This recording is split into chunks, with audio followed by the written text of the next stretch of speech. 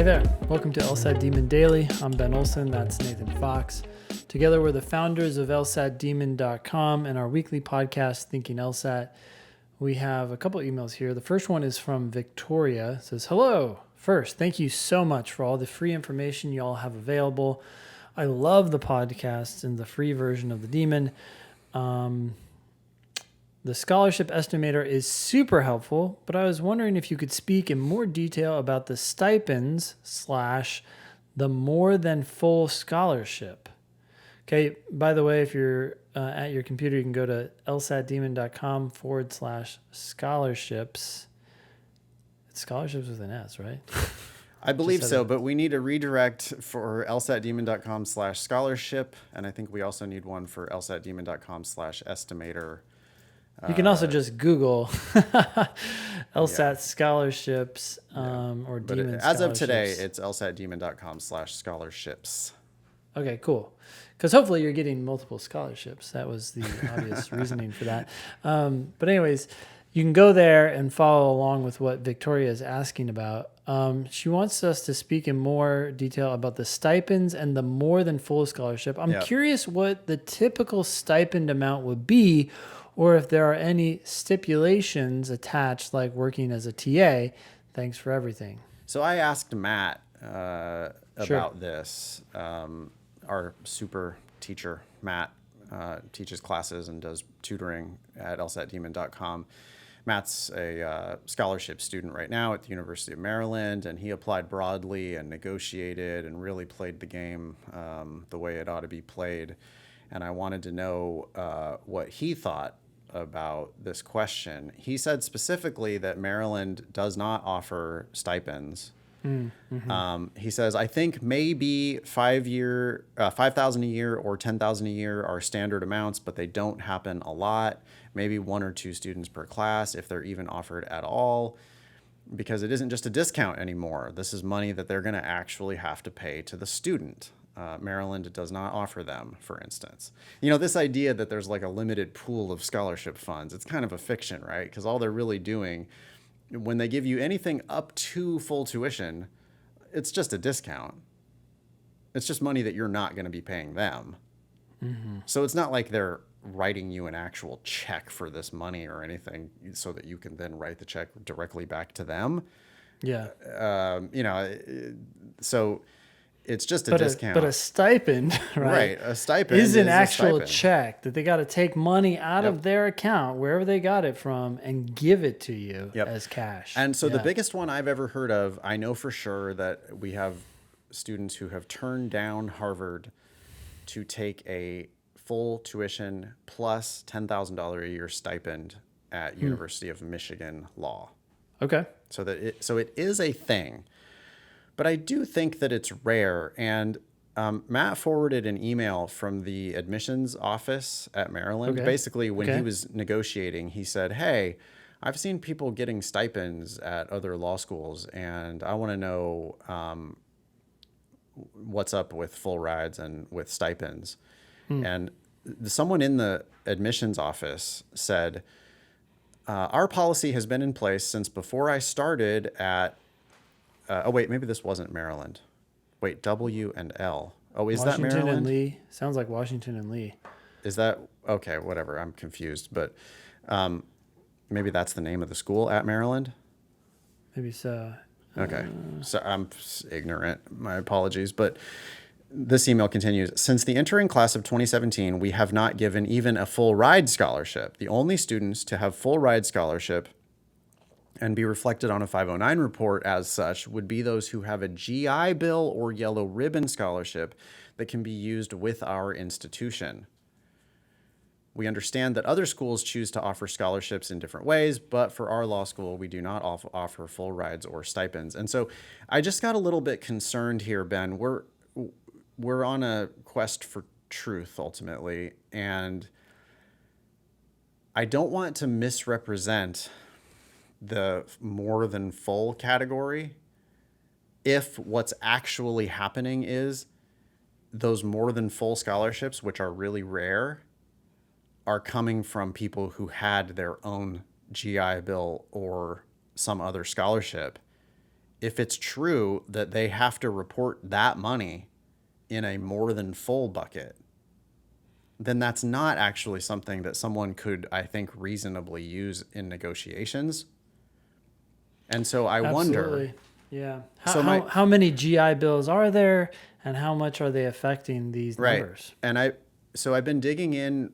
It's hard to tell, right? Because they report all this stuff in these buckets. This is a bucket, yeah. But more than full is a very narrow category at almost every school. And so I guess I'm hypothesizing that we should probably get rid of the more than full bucket on the estimator, and instead just call it full / more than full, and lump those two together. Because if it's only 1% of the class or 0.1% of the class, right? And I do think that when we look at the 509s, it's going to be like 1% of the class, 3 students who are listed as more than full. And if there's really any chance that that's not a stipend, if that's just, they have some money coming from GI Bill or Yellow Ribbon or from some outside scholarship or from anything else, the estimator for an overqualified student is always going to say more than full. But I feel like that might be giving people a little bit of misleading information. And so I guess this is a live development request on the podcast. But I wanted to hash it out with you. What do you think of all that?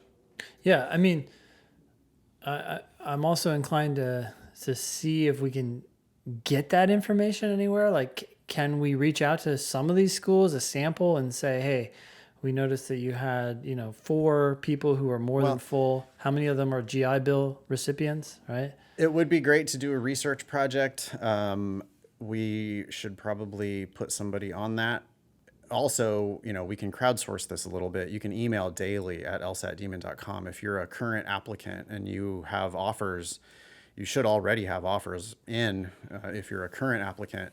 And we would love to hear from you about, where you're going and what schools you're considering. But we specifically would like to know about stipends. Because we don't want to be out there talking about stipends and what were to your what numbers? school and how much. Yeah. I mean, because we don't want to be saying more than full.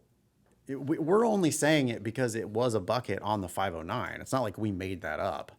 Yeah, exactly. But so it is happening, but why is it happening?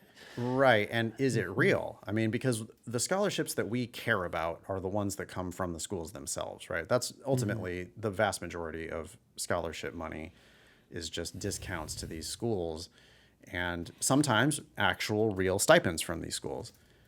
But we want to be accurate and not sell anybody a dream or anything. So please let us know if you're a current applicant, especially, and if I'd love to hear from somebody who, if you got multiple full rides but no stipends, that's going to be really interesting to us. Like if you applied broadly and you didn't get any stipends at all, then my gut is telling me that we probably ought to just lump those two categories together because stipends are super rare anyway.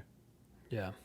As far as whether there are stipulations attached, Matt said he did not know of any. I think it's just an incentive to go, but the only way to find out for sure, Victoria, is to apply broadly and get a bunch of offers. And if Michigan is trying to entice you away from Harvard by giving you a $10,000 stipend, then you need to ask Michigan, like, hey, are there strings on this money or what? Like, what am I going to be required to do? One thing that I do know people are required to do, not even for stipends, but for full rides, they're not required to do this. But we have a former student at Chapman who was, what's an invitation where you're like required to go? It's like sternly invited to participate in a sternly like strongly invited, strongly encouraged to attend a luncheon for donors. And it was like all the scholarship recipients were invited to this prestigious honor to come to this luncheon. And basically it was like, hey, we need to show you off to our donors. Yep. As if those donors, I don't know. To me, it just does seem like a fiction that those donors are actually donating money for scholarships. That's what schools will always say, right? Oh, you're donating money so that this person can come to our school for free. Yeah. But the game that's really being played is we're going to give this person zero tuition because they have higher LSAT, and we want to report that on our 509s to raise our rankings so that we can get more money from people who are underqualified. That's the real game. But they also try to get money from alums who donate money to the schools for I do not know what reason. I cannot imagine donating money. Cool. Thanks for writing in, Victoria. Email daily@lsatdemon.com if you'd like to ask us a question or share some LSAT or law school admissions news. Thanks for listening.